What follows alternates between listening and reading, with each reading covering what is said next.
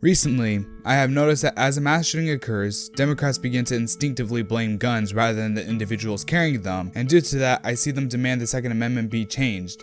In this video, I will explain why the Second Amendment's right to bear arms should never be changed. Before getting to explaining the importance of the Second Amendment, I would like to point out the flawed arguments the left has brought up to change the amendment. First, they claim that the Second Amendment was only created because it was at a time where hunting was commonly used as a source of food. Although true that hunting was very common back then, it is not even considered a reason why our forefathers gave us the right to bear arms. For those who are unaware, the Bill of Rights was written a few years after the Revolutionary War, in which those who lived on the colonies fought against Britain's tyrannical government and created the United States. The Second Amendment was written in response to the war out of fear that if the US government was overtaken by a tyrannical government like Britain was, the citizens may be able to defend their freedom. The second flawed argument I hear often is the argument that guns back in the 1700s were not nearly as advanced as they are now.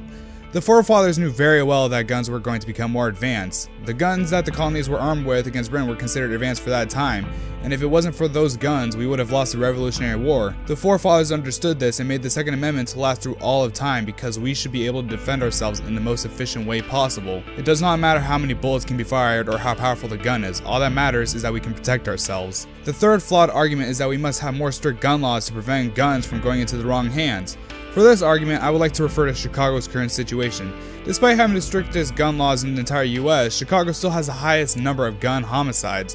The left fails to realize that guns are easily obtained illegally and that by making it more difficult for law-abiding citizens to get them, more people are left defenseless, thus increasing the crime rate. The Second Amendment was created so that we may protect ourselves. It is the guardian to the Constitution, and without it, we give up all our freedom to the government and are left defenseless against those who don't care about the law. In a DUI, we blame the driver instead of the vehicle.